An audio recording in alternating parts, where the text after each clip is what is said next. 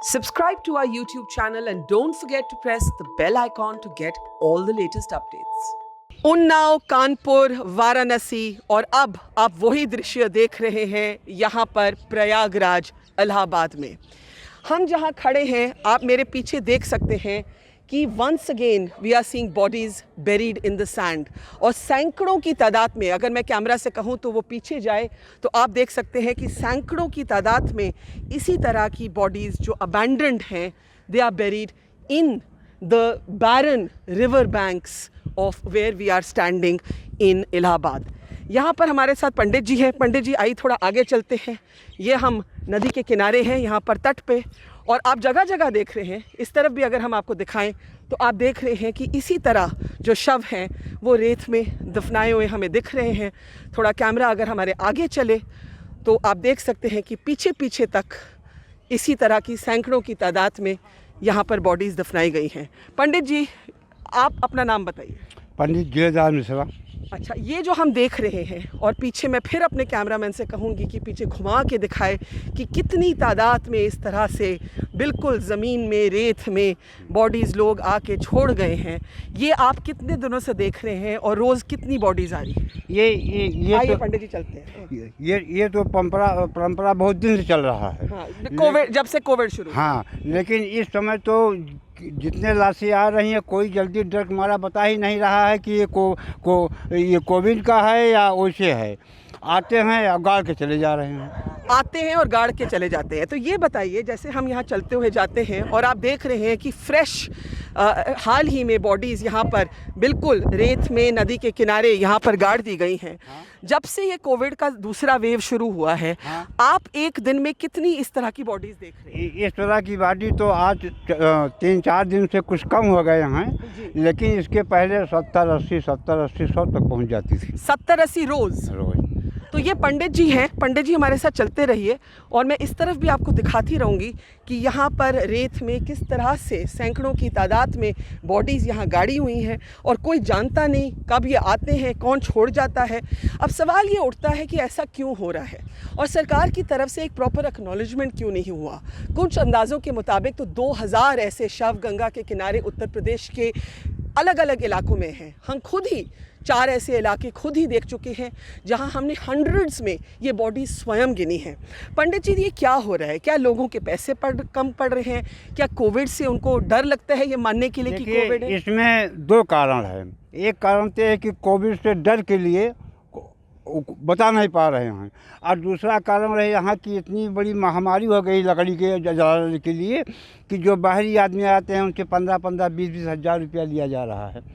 तो इतना ज़्यादा पैसा? हाँ, तो हर आदमी तो अमीर तो है नहीं जी, तो जो गरीब है वो अपना गाड़ करके चला जाता है। अच्छा, आप क्या देख रहे हैं? मैं फिर आप दिखाऊंगी कि पीछे दूर दूर तक आप थोड़ा अगर कैमरा को नीचे और ऊपर दोनों ही लाइए तो आप दूर दूर तक पंडित जी हम देख रहे हैं कि कितनी ही तादाद में ये जो बॉडीज़ हैं।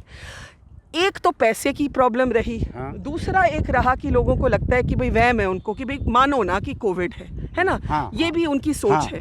तो ये क्या करते हैं रात को जो हम कभी जानेंगे ये किसकी बॉडीज़ है? अच्छा, दिन में भी जो बॉडियाँ आती हैं ये शो नहीं होता है कि कोविड बॉडी है या ओसे बॉडी है। हाँ, मालूम नहीं। जब टेस्टिंग ही नहीं हो रहा तो मालूम ही नहीं। अभी उसका टेस्टिंग होने लगे तो मालूम हो जाए कौन कोविड है कौन ओसे है, तभी क्लियर मालूम हो जाए कितनी कोविड बॉडियाँ आ रही हैं। अच्छा, आप कितने दिन हो गए हैं? आइए पंडित जी, आप कितने दिन हो गए हैं कि आप 70-80 शव रोज़ आते हुए देखते हैं? ये लमसम ये जब से कोरोना चालू हुआ है, आज पहली लहर में तो कम था। हाँ। लेकिन दूसरी लहर जब से आई है उस लहर से आज 4-5 दिन से तो कुछ कम हो गए हैं, नहीं तो 70-80 बॉडियाँ रोज आती थी, पूरा मेला यहाँ लगा रहता था। अच्छा, एक बात बताइए, बारिश जब शुरू होगी तो और प्रॉब्लम होगा?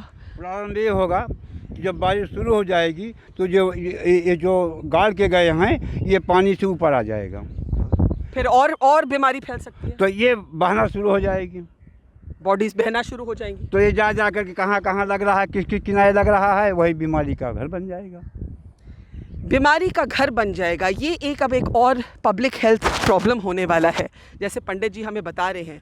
और वो ये भी बता रहे हैं कि यहाँ प्रयागराज में इसी तट पे, इसी जगह पर वो देख रहे हैं कि ऐसे भी दिन रहे हैं जहाँ 70 से 80 बॉडीज़ हैं। और पंडित जी, आखिर में मैं बोलूँगी, जब हमारे देश की कोविड की गणित की जाएगी तो हमें कभी पता लगेगा कि ये किसके शव थे, कौन थे, ये कोई इंसान था, कौन था, क्या नाम था इनका? ये कैसे मालूम हो पाएगा? ये कहाँ से शव आ रहे हैं? कैसे मालूम? अभी तो इसके लिए वहाँ पे एंट्री होना शुरू हो जाए कि कहाँ की बॉडी आ रही है, लिखना शुरू कर दें। और ये कोविड बॉडी है या उससे मृत बॉडी है तो उसमें कोविड भी अलग हो जाएगा, कहाँ की बॉडी सब एंट्री होना। ये कोई गिनती कर रहा है क्या? कोई नहीं गिनती कर रहा, सब आ रहे हैं, सब अपना गाँव। कहाँ दूर से आ रहे हैं? ये प्रतापगढ़, सुल्तानपुर, जंघई, मछली शहर और जौनपुर। कितने बजे, दिन के कितने बजे आते हैं लोग? ये सर, ये सुबह 7-8 बजे से चालू हो जाता है। और कोई नहीं जानता ये कौन है? कोई नहीं जानता ये कौन है, कब इनकी गिनती की जाएगी, कब हमारी सरकार की तरफ से एक एक्नॉलेजमेंट आएगा कि ऐसा हो रहा है। अब तो हम 100-200 क्या बात करें, अब तो हम हज़ारों की तादाद में बात करने लायक हो गए हैं, क्योंकि हम खुद ही 4 इलाकों में देख चुके हैं। हमने शुरुआत की अपनी सफ़र से कानपुर, उन्नाव, वाराणसी, और अब हम प्रयागराज में हैं। और मैं आपको आखिरी विजुअल यही दिखाती हूँ as we track India's uncounted abandoned COVID bodies that are either being dumped in the rivers or are being buried in the sandbanks in areas like this one. This is the question before us as people today. Who is counting our dead?